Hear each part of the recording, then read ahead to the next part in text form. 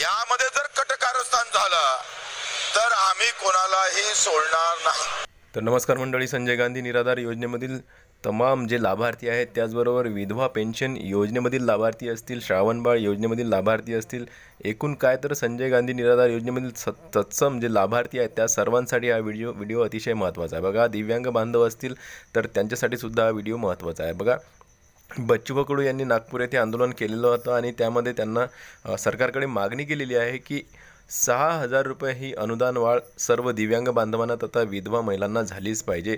त्याचबरोबर शेतकरी कर्जमाफी झालीच पाहिजे। अतिवृष्टीमुळे आता जे नुकसान झालेलं आहे ते नुकसान भरपाईसुद्धा मिळाली पाहिजे। त्याचबरोबर आता मेंढपाळ असतील, त्याचबरोबर मच्छीमार असतील, तर इतर सर्व जे काही मागण्या असतील, ग्रामपंचायतचे जे सरपंच असतील, तर या सर्वांचे ग्रामपंचायतचे जे कार्यकर्ते आहेत सर्वांच्यासाठीच बच्चूभाऊ कडू हे आंदोलन करत आहेत आणि त्यामध्ये काही मागण्या मान्यसुद्धा करण्यात आलेल्या आहेत। बघा, शेतकऱ्यांच्यासाठी जी कर्जमाफी आहे ती 30 जून 2026 पर्यंत ही कर्जमाफी करण्याचा त्यांनी निर्णय घेतलेला आहे। त्याचबरोबर या एका वर्षाची जी कर्जमाफी आहे ती सरकारने करण्याचा निर्णय घेतलेला आहे। त्याचबरोबर जे दिव्यांग बांधव आहेत आणि विधवा महिला आहेत त्यांच्या 6,000 अनुदान वाढीबद्दल सरकार थोडंसं सकारात्मक आहे, परंतु त्यांनी स्पष्ट म्हटलेलं आहे की आम्ही आत्ताच काही महिन्यांअगोदरच अनुदान वाढी केलेली आहे। 2,500 रुपये अनुदान दिव्यांग बांधवांना करत आहेत आणि आमच्या तिजोरीवर थोडा बोजा आहे,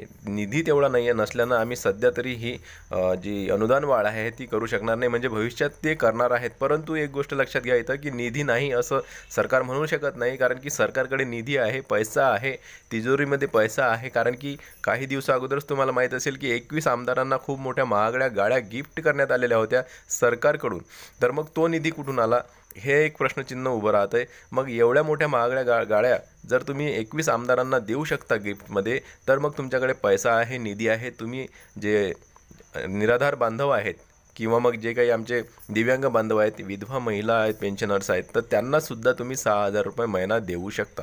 तर तुम्ही हे म्हणणं योग्य नाही की आमच्याकडे निधी नाही आहे, सरकारच्या तिजोरीवर भार पडला आहे, हे सर्व चुकीचं आहे असं या ठिकाणी मला वाटतं। तर तुम्हाला काय वाटतं नक्की कमेंट्स करा। तर आता बैठकीमध्ये नेमकं काय झालं हे आपण बघण्याचा इथं प्रयत्न करूया। तर बघा, 7 वाजताची जी मीटिंग होती त्याला थोडा उशीर लागला आणि 1 घंटा उशिरानं, म्हणजेच की 8 वाजताच्या आसपास ती मीटिंग झाली आणि त्यामध्ये सर्वच काही मंत्री, पदाधिकारी, अधिकारी उपस्थित होते। अतुल सालवे साहेब, त्याचबरोबर आपले बच्चूभाऊ कडू साहेब आणि इतरही जे काही पदाधिकारी असतील सर्वांच्या उपस्थितीत ही जी बैठक झाली आहे त्यामध्ये सकारात्मक सरकार आहे, परंतु त्यांनी स्पष्ट असं काही सांगितलं नाही आहे की आम्ही करणारच आहोत 6,000 रुपये महिना आणि या तारखेला करणार आहोत, असं काहीही सांगितलं नाही आहे, म्हणजे निश्चितता नाही आहे।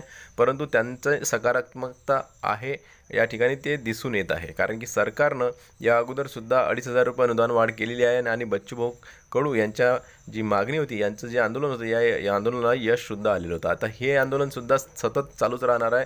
बच्चूभाऊ कडू यांनी स्पष्ट सांगितलेलं आहे की जोपर्यंत आमच्या मागण्या पूर्ण होत नाही आम्ही तोपर्यंत मुके बसणार नाही, चूप राहणार नाही, आमचं आंदोलन चालूच राहणार आहे। तर बघा, मच्छीमार, मेंढपाळ यांच्यासाठीचा जो निर्णय आहे तो झालेला आहे आणि त्याचबरोबर जे काही शेतकरी आहेत, शेतकरी बांधव आहेत, त्यांच्याबद्दलचा सुद्धा निर्णय सरकारने घेतलेला आहे। तर 30 जून 2026 पर्यंतची जी कर्जमाफी आहे त्यांची करण्यात येणार आहे, अशा प्रकारची बातमी समोर येत आहे। त्याचबरोबर दिव्यांग बांधवांबद्दल सुद्धा एक सकारात्मक बातमी बच्चूभाऊ कडू यांनी स्वतः त्यांच्या पत्रकार परिषदेमध्ये बोलताना त्यांनी सांगितलेलं आहे की दिव्यांगबद्दलचं एक शासन निर्णय येणार आहे 2 ते 3 दिवसातच। आता तो शासन निर्णय नेमका कशाबद्दलचा आहे हे त्यांनी सांगितलं नाही, परंतु शासन निर्णय येणार आहे आणि अंगणवाडी बद्दलचा तो शासन निर्णय असणार आहे असं त्यावेळेस त्यांनी सांगितलेलं आहे। तुम्ही जर व्यवस्थित त्यांचं जे संभाषण आहे ते ऐकलं असेल तर त्यामध्ये त्यांनी सांगितलेलं आहे। या अगोदर मी जो व्हिडिओ आपल्या चॅनलवर टाकलेला त्या व्हिडिओमध्ये पूर्ण त्यांचं काय म्हणाले ते लाईव्हमध्ये मी तुम्हाला दाखवलं आहे। तो व्हिडिओ जर तुम्ही बघितला नसेल तर तुम्ही चॅनलवर जा आणि तो व्हिडिओ बघून घ्या। तर अशा प्रकारे शासन निर्णय सुद्धा आता 1-2-3 दिवसात दिव्यांग बांधवांबद्दलचा येणार आहे, परंतु नेमका तो कशाबद्दल येणार आहे हे आता तो शासन निर्णय आल्यावरच माहीत पडणार आहे आणि तो शासन निर्णय आल्यावर लगेचच आपल्या चॅनलवर तुम्हाला दिसणार आहे। तर अशा प्रकारचं चित्र आता दिसत आहे। तर सरकार थोडं सकारात्मक दिसत आहे आणि लवकरच यावर निर्णयसुद्धा होऊ शकतो। तर बच्चूभाऊ कडू हे मागे हटणार नाही आहेत, त्यांनी स्पष्ट सांगितलेलं आहे की आम्ही आंदोलन मागे घेणार नाही आहे जोपर्यंत की आमच्या मागण्या पूर्ण होत नाही तोपर्यंत।